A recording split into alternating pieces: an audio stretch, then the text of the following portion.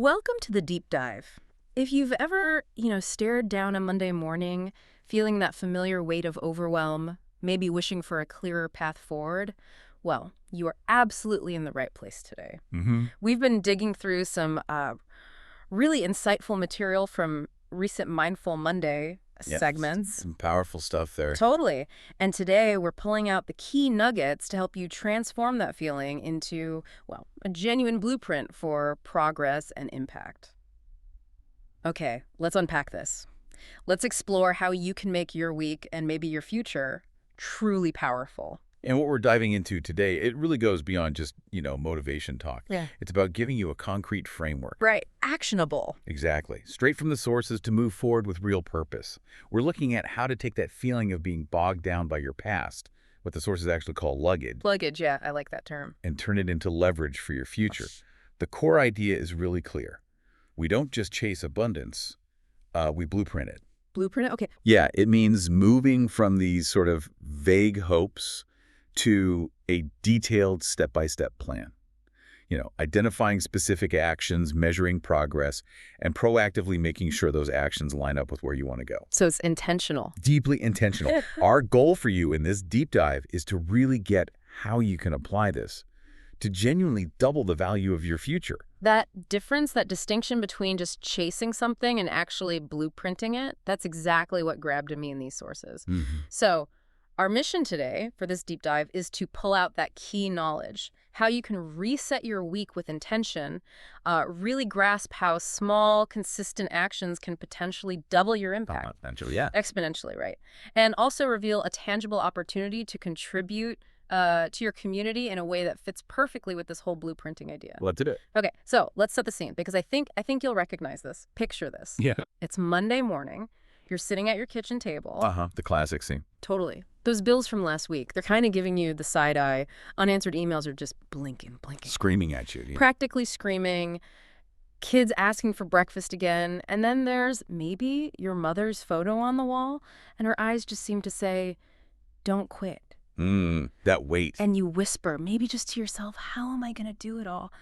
The sources really nail this feeling, acknowledging the weight of, inherited expectations, our mother's dreams, our ancestors' sacrifices, the weight of what we inherit. It feels heavy sometimes, like a rucksack you just can't shake off. It really does. And what's fascinating, truly fascinating, is how this material takes that exact scenario, that common feeling of being overwhelmed, Yeah. and immediately flips it. Okay. Oh, It turns it into a moment for reflection. It doesn't just leave you there feeling stuck. yeah. Instead, it pushes us, prompts us to ask some really crucial, almost provocative questions. Like what? Questions like, who am I showing up for right now? What am I carrying from yesterday that doesn't serve me today? Really basic but deep stuff. Yeah. Where will my decisions take me by the end of this year? When will I turn my legacy into leverage instead of luggage? That's the key phrase again. Leverage instead of luggage. Right. Why should I care? And the answer given is powerful, because legacy is only powerful when it fuels progress. And finally, how will I move today so that my future doubles in value? Wow. Okay. So that shift, that fundamental shift from carrying the luggage, all that inherited weight, those expectations that can hold us back, to actually transforming it into leverage, using it to push us forward. That's really the core, the heart of what these sources are getting at. That idea, turning luggage into leverage, it's incredibly powerful. But, it can feel a bit abstract. Can you give us maybe a quick, concrete example from the material, how someone might actually do that? Sure. Let's say their legacy is this strong family tradition of service, maybe community service, but right now they're just feeling swamped by daily life. How do they leverage that instead of just letting it become another thing on the to-do list, another obligation? Absolutely. That's a great question. The sources describe this compelling example. Someone who inherited this deep sense of community responsibility from their grandparents. A significant piece of their legacy luggage. Right. Heavy luggage. Exactly. Yeah. And for years, this person felt the pressure, the need to live up to it, but just didn't know how to fit it in with their demanding career, with everything else. So instead of letting that feeling of obligation just weigh them down, they blueprinted a solution. Okay, so they planned it out. Precisely. What? They leverage skills. They already had professional networking skills built up over years and use those skills to organize a small, very focused mentorship program for at-risk youth in their area. Using existing strengths. Exactly. Leveraging what they had. What started as just a few hours a month, really fueled by that inherited value of service, it quickly grew. They turned that abstract value, that feeling of responsibility, into something tangible, actionable, a project that now impacts dozens of lives. So the passion became the fuel. Became the fuel for progress, yeah. Actively showing how personal history, personal experience can become this powerful force for change when you apply it intentionally. That makes it so much clearer. And the sources, they don't just leave us with these big questions. They actually offer immediate practical tools, too, for resetting your mindset, like right in that tough moment. Yeah, like that breathwork reminder. Exactly. That simple, but honestly incredibly powerful breathwork reminder. Inhale for 4. Hold for 4. Exhale for 6. Repeat. Simple cadence. Super simple. And the sources stress this isn't just about calming down, though it does that too. It's about intentionally creating a physiological pause. Taking back control. Giving you back control, exactly. And it's paired with a daily affirmation. My pause is power. I reset, refocus, and rebuild with intention. It's all about deliberately turning that pause into progress, literally catching your breath to, get back on your feet. That pause is power. I like that. Me too. Now, this next insight from the sources really got me thinking because it sounds like high finance stuff, but it seems to have applications way beyond just the boardroom. They introduced something called the Rule of 72. Ah, yes, the Rule of 72. It's actually a pretty straightforward financial idea, right? You take the number 72, divide it by your annual rate of return, your interest rate, basically. Right. And that tells you how many years it takes for your initial investment to double. So, the example given, 8% return. 72 divided by 8 equals 9 years. Your money doubles in 9 years. Simple math. Simple math. Get a 12% return consistently. 72 divided by 12, that's 6 years. Boom. It's a basic equation, but it really shows the power of exponential growth over time. And this is where it gets really interesting if we connect it back to the bigger picture. The Rule of 72, as these materials really vividly illustrate, it isn't just about money doubling. Okay. It's a powerful metaphor, really, for exponential growth in pretty much any area of life that needs consistent, focused effort. So it's a principle. It's a principle. The sources apply it directly to personal impact, community impact, explaining that small, consistent actions, whether you're investing in yourself, your business, maybe your relationships, or your community, those actions can double your influence, double your impact, often much faster than you might think. We're not just talking money doubling here. We're talking legacy, influence, the tangible change you create. Wow. This principle really highlights how consistent, intentional effort, especially when it's focused in the right areas, leads to significant growth, sometimes surprisingly rapid expansion. That's a really powerful way to reframe things like habit building or learning. But, for those of us not deep in finance, what's a common trap the sources might warn about when trying to apply this doubling idea to something like, say, personal habits or learning a new skill? Good question. Is it just about doing more stuff, or is it really about that focused consistency you mentioned and, what even is the rate of return for learning Spanish or something? Yeah, that's an excellent point. And it's exactly where the sources add a really critical layer of understanding. The trap isn't just about doing more, no. It's about a lack of focused consistency and, crucially, strategic effort. Strategic effort. Okay. For personal habits or skills, the rate of return isn't some bank percentage. It's measured by, let's say, the quality, the intensity, and the strategic application of your consistent actions. So how well you do it, not just how often. Exactly. Take your language learning example. Spending an hour a day just passively listening. That might give you a small return, sure, but an hour a day of active, deliberate practice, talking with a tutor, maybe immersing yourself, focused study on grammar and vocab, that's a much higher rate of return. Got it. Higher intensity, smarter work. Right. The sources really emphasize that the doubling effect comes from figuring out the highest leverage activities within your consistent effort. Not just any old effort. It's about being smart with your consistency, not just busy. That clarity is so valuable. Okay, so what does this whole blueprint it philosophy combined with this Rule of 72 idea, what does it mean for you listening right now?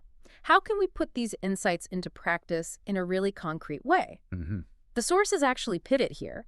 to a powerful real-world example of how these principles, consistent action, doubling impact, can be applied immediately. And it's through supporting our veterans. Yeah, this brings us to a really crucial point. How can we tangibly invest? Invest in our community, invest in our legacy, mirroring those small, consistent strategic actions we've just been talking about. Right. Where's the opportunity? Well, the 9th Annual Veterans Ball, it's scheduled for Saturday, November 15th, 2025, at Ruth Eckerd Hall in Clearwater, Florida. This is presented in the sources as a prime opportunity to do exactly that. Okay, the Veterans Ball. It's an evening designed specifically to honor those who served. There's celebration, networking, live music, comedy, powerful stories. But it's also directly funding programs for veterans and initiatives like the Phenomenally Women's Society. So it's celebration and impact. Precisely. It's a vivid illustration of how blueprinting community support actually works in practice. You're not just donating. You're participating in a planned, impactful event. And the sources, they definitely convey a sense of agency around this event. They note that ticket sales aren't where they should be yet, but they also express this deep faith in the community, saying, our community shows up when it matters, and this matters. That belief is powerful. It really is. Yeah. This isn't just, a gala. It's an evening for veterans, their families, and everyone who believes in honoring those who served.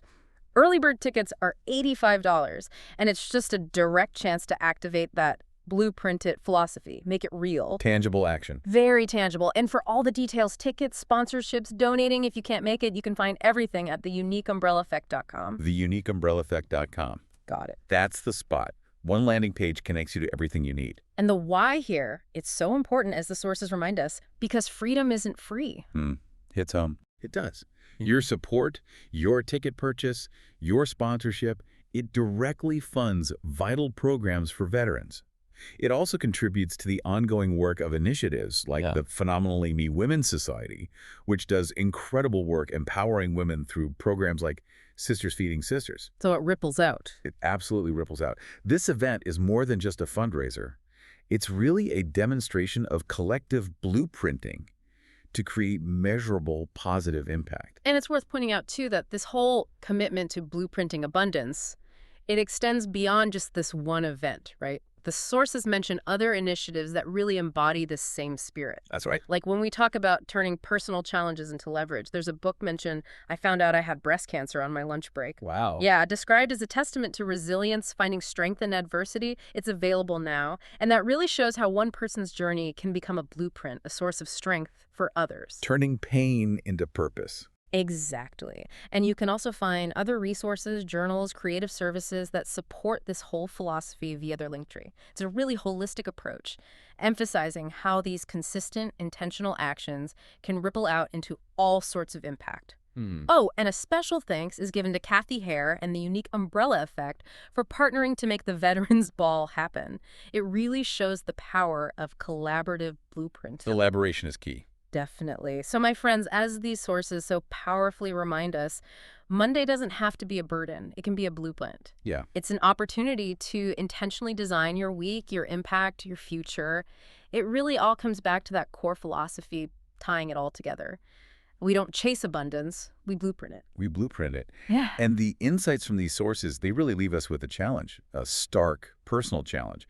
Our veterans are waiting, our communities are watching. The question is not if we will show up, it's how. It's about the how. It's about the how.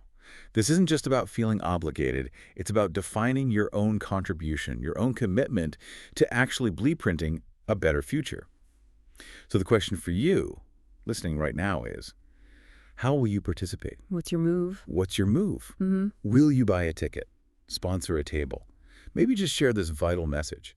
Because today, as the sources really emphasize, we blueprint it by honoring those who've sacrificed everything for us. It's a powerful call to action. And here's a final thought to maybe carry with you. Think about this. How might showing up for this one event, contributing to this one cause, how might that ripple out and actually double the value of your own legacy? Interesting connection. Yeah, in ways you might not even foresee right now. It's definitely something powerful to consider as you head into your week.